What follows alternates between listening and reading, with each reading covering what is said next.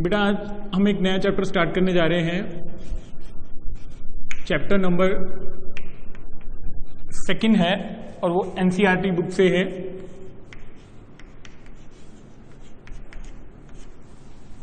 Inverse trigonometric function.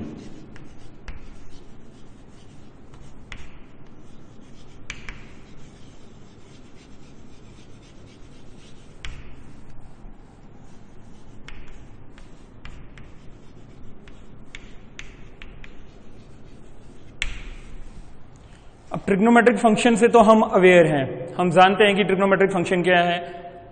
Common use में हम बोलते हैं कि साइन थीटा है जी, कॉस थीटा है, टेंजेंट थीटा है, then cosecant, secant and cot theta.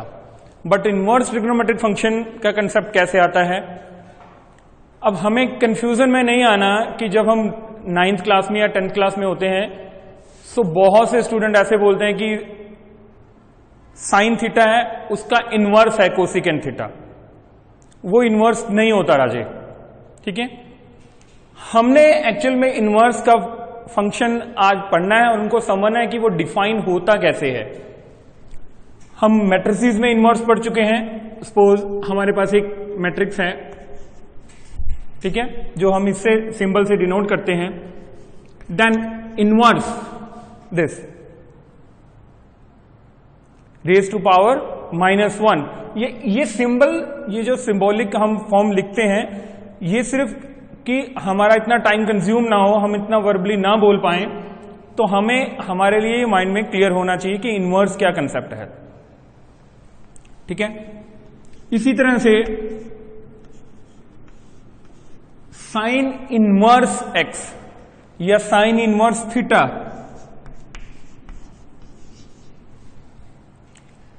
हम यहां से रिलेट करेंगे इनवर्स की फॉर्म को, ठीक है। अब साइन एक्स या साइन थीटा हम 10th क्लास में डिफाइन करके आ चुके हैं। मैं आपसे नहीं पूछने वाला कि उसकी डेफिनेशन क्या है, मेरे को बताना है कि साइन इनवर्स एक्स का डिफाइन क्या है।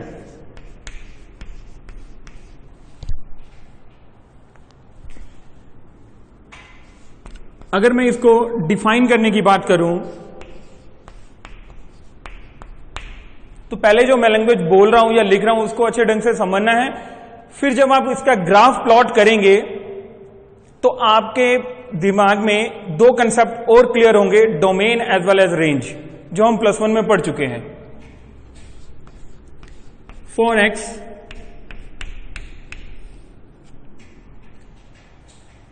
अब इस ब्रैकेट को आप जानते हैं।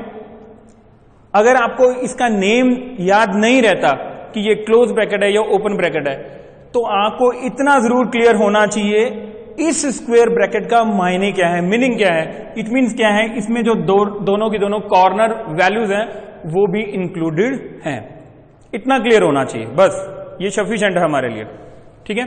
फॉर एक्स बिलोंग टू, अगर एक्स इस रेंज में लाई करता है, इट मीन्स फ्रॉम -1 to 1, और बिटवीन वाली वैल्यूज तो है ही है, ठीक है। Sine inverse x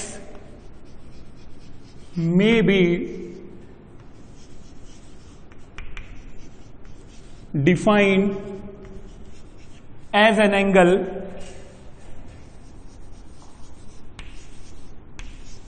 theta. तो साइन इनवर्स एक्स कैसे डिफाइन होगा, उसको हम एक एंगल थीटा की फॉर्म में डिफाइन करेंगे, जिसको हम लिखते हैं कि sine inverse X may be defined as an angle theta whose sine is, sine trigonometric function whose sine is x, जिसका साइन, ये साइन इससे बिलोंग करता है, जिसमें हम साइन को हम शॉर्ट फॉर्म में यूं लिखते हैं और उसके साथ एंगल इंक्लूड होता है, चाहे वो थीटा है, चाहे वो एक्स है, चाहे अल्फा है, चाहे बीटा है, व्हाटएवर, गामा। बट जो साइन फंक्शन है वो क्या है? पीरियोडिक फंक्शन है।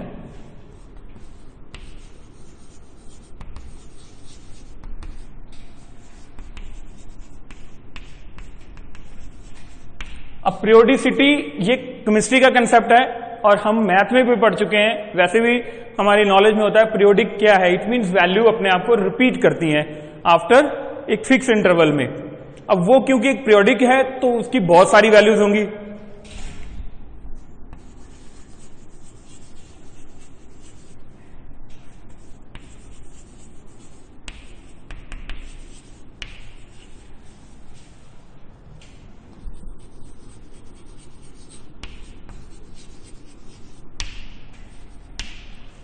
तो इसका मतलब क्या हुआ कि बहुत सारी वैल्यूज पॉसिबल होंगी।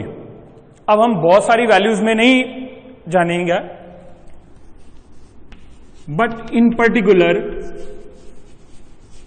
कि हम सिर्फ एक विशेष की बात करें, but in particular if theta that belongs to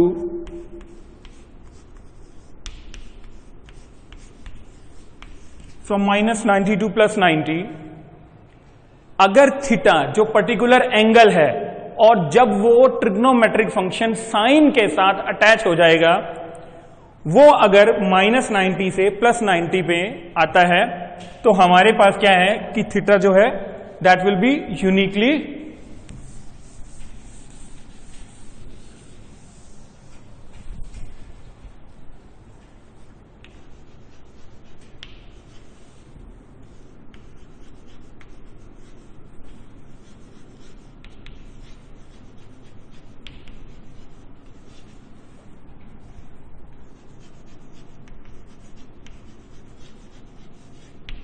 हम उसको यूनिक फॉर्म में क्या कर सकते हैं, तब क्या है डिटरमाइन कर सकते हैं, हम उसको फाइंड कर सकते हैं इन यूनिक वे। तब उसकी बहुत सारी वैल्यूज नहीं आएंगी, सिर्फ इसी रेंज वाली वैल्यू पॉसिबल होगी।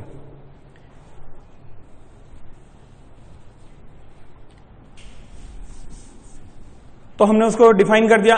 अब हमारे पास क्या हुआ, डोमेन की बात आई। अब डोमेन को समझने का है, जैसे +1 में समझाया गया कि डोमेन हमारे पास एक कंप्यूटर सिस्टम में प्रोवाइड की गई इनपुट है। या अगर हम बात करें कि जब हमने सेट समझा तो सेट से ऑर्डर पेयर समझा। ऑर्डर पेयर में जो first element of the order pair that is known as domain, ये डोमेन है। अगर डोमेन हमारे पास यहां पे साइन इनवर्स x के फॉर्म में अगर आपको बताना है तो वो क्या होगा, -1 to 1 रेंज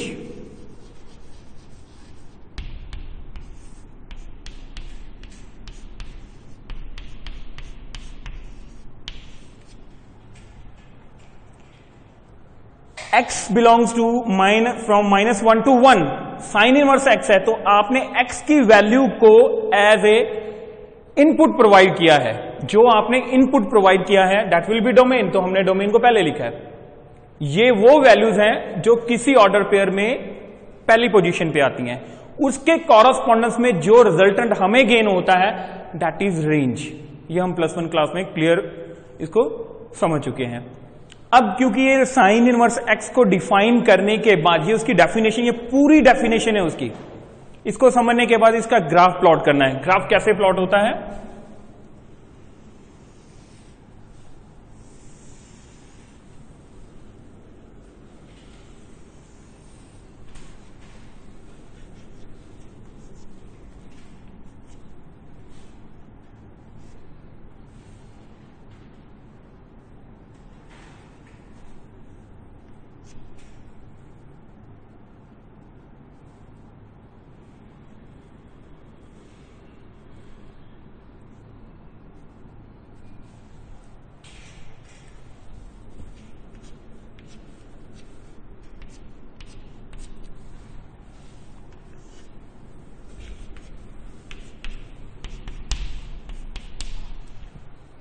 आपको एक बात याद रखनी है, इसमें आपके पास जो भी y एक्सिस होगा उसके अलोंग आपको एंगल्स लेने का है, ठीक है।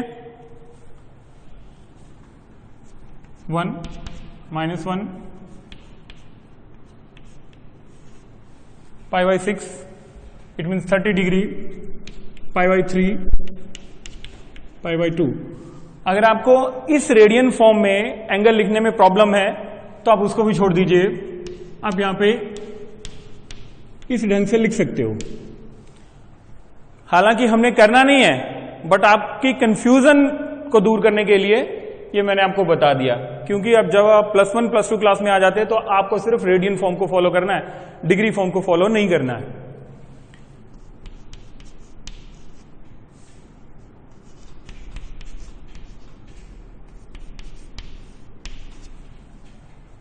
ये है हमारे पास, क्योंकि हमें -90 से +90 की तरफ चलना है, तो -90 से +90 हमने सारी की वैल्यू हमने यहां पे लगा दी। अब आपको 10th क्लास का ट्रिग्नोमेट्रिक फंक्शन का टेबल लर्न होना चाहिए। सारी चीजें, बेसिक चीजें आप पढ़ के आए हैं, मैं अपनी तरफ से यहां पे सिर्फ आपको इसको डिफाइन कराने के लिए पूरा का पूरा बेस उठा रहा हूं। अगर आपने यहां पे 1 लिया जैसे ये, तो इसका midway that will be equal to 0.5।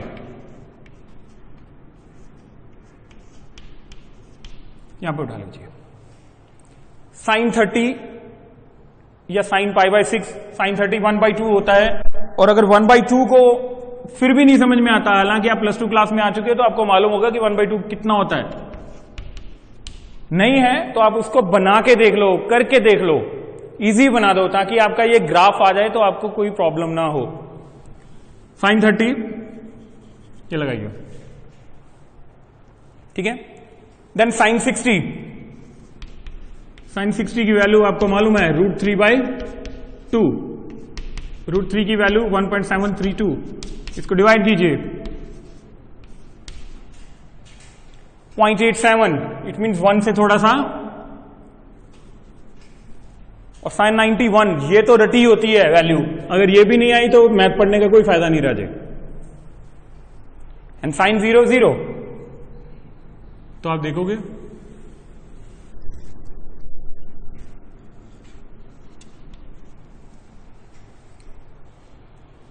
इसी तरह से यहां पे आएंगे, फिर यहां पे आएगी वैल्यू, फिर यहां पे आएगी वैल्यू।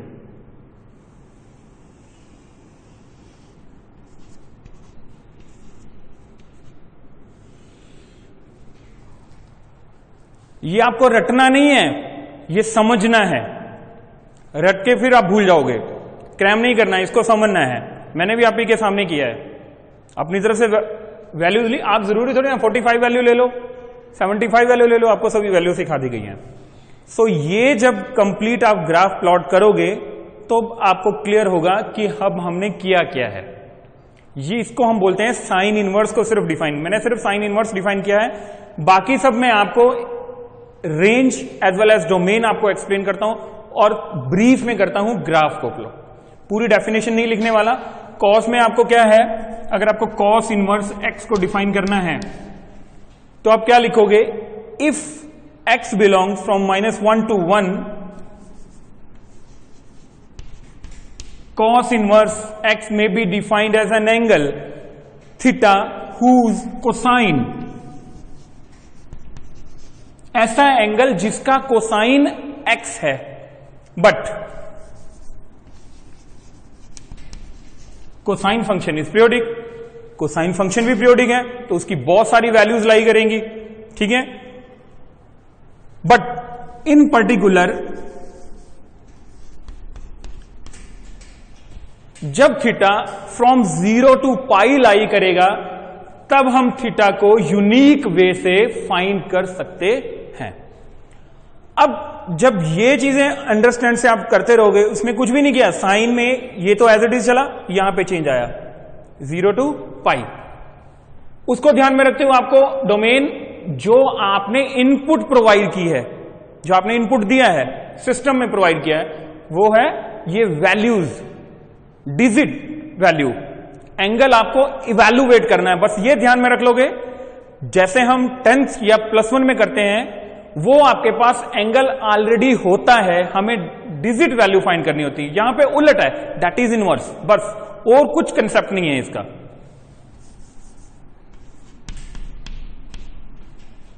फ्रॉम 0 to π ये डिफाइन हो गया कॉस इनवर्स। अब इसका ग्राफ कैसे प्लॉट होगा, बहुत आसान है।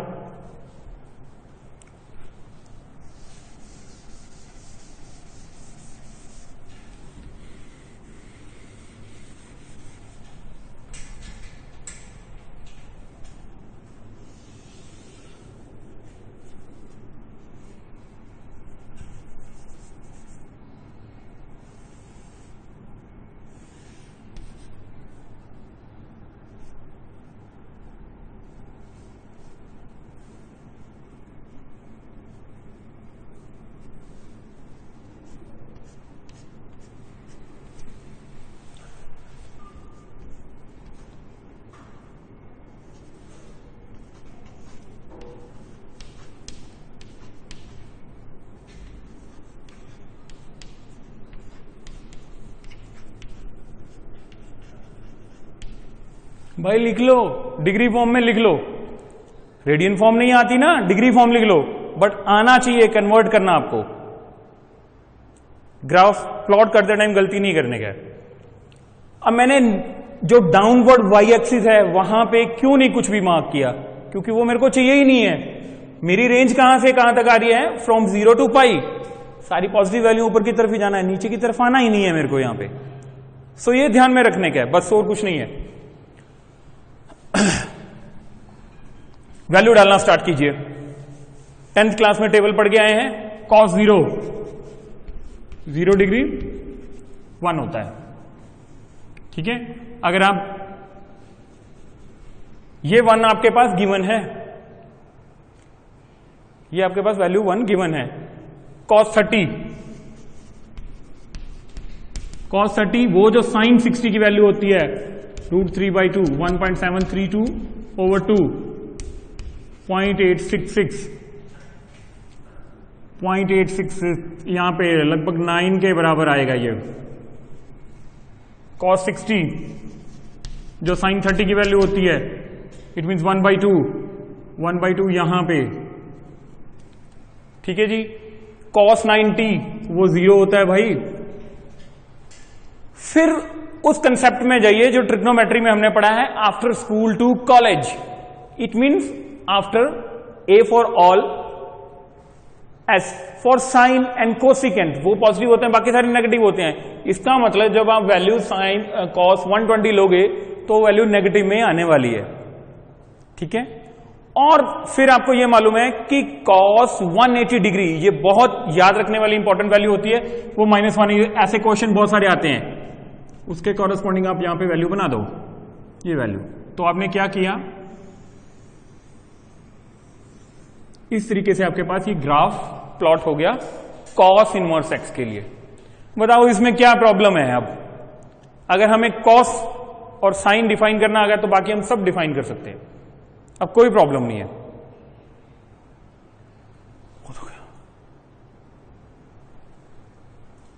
कितने मिनट का हो गया सर?